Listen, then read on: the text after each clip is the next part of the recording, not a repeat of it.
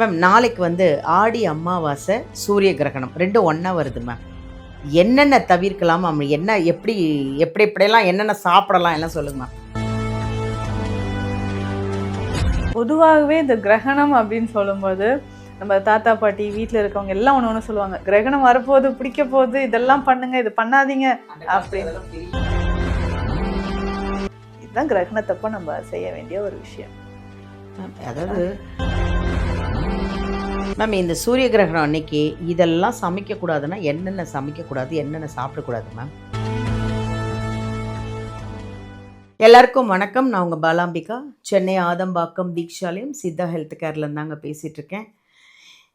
இந்த சேனல் உங்களுக்கான சேனல், உங்களுக்கான பதிவுகள், உங்களுக்கான மருந்து, ட்ரீட்மெண்ட்டு எல்லாமே இதில் நாங்கள் சொல்லிகிட்ருக்கோம்.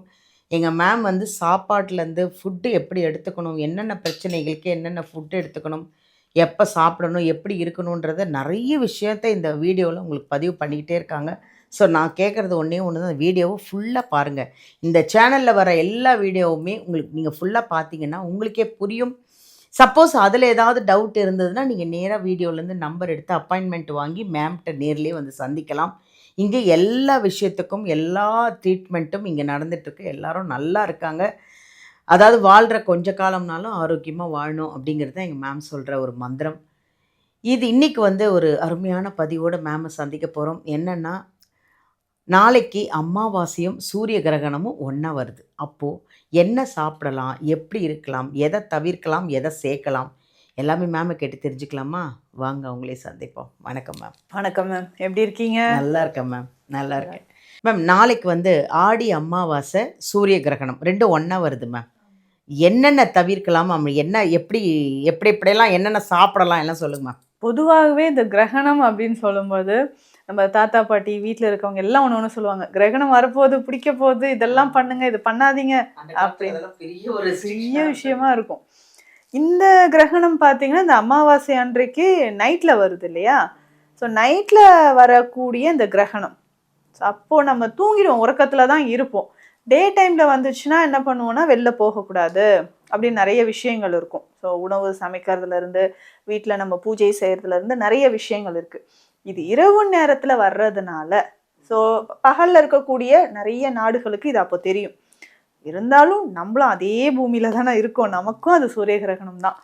ஸோ அதனால் சில விஷயங்கள் நம்ம ஃபாலோ பண்ணணும். இது நைட்டு வருது இல்லைங்களா? அதனால் நம்ம என்ன விஷயம்னாலும் நைட்டு ஒரு 9 மணிக்குள்ளே முடிச்சிடணும். ஸோ உணவு சாப்பிட்றோம் அப்படின்னாலோ, இல்லை வெளில போயிட்டு வரோம், என்ன ஒர்க்கு அப்படின்னாலும் ஒரு 9 மணிக்கு முன்னாலே நம்ம முடிச்சிடுறது ரொம்ப நல்லது.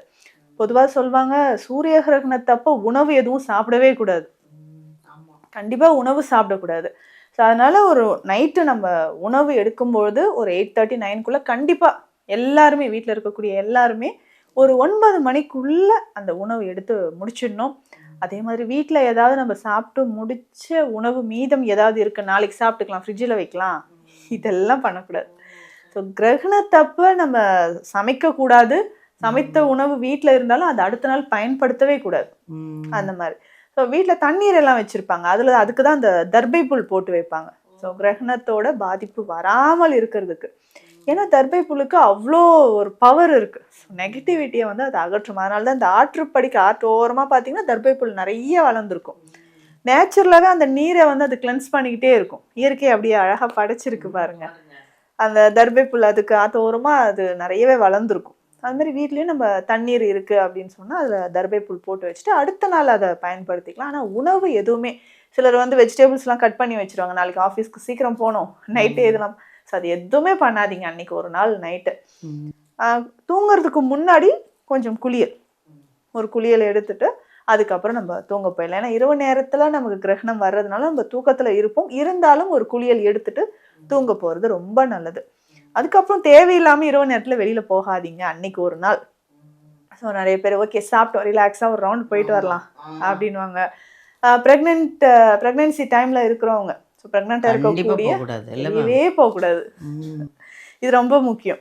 ஸோ அந்த கிரகணம் அப்படின்னு சொல்லும்போது இரவு நேரத்தில் வந்தாலும் இந்த விஷயங்கள் எல்லாமே நம்ம ஃபாலோ பண்ணுறது ரொம்ப முக்கியம். சில வகையான விஷயங்கள்லேருந்து நமக்கு அந்த நேச்சுராக நமக்கு நடக்கக்கூடிய விஷயங்கள் இல்லையா?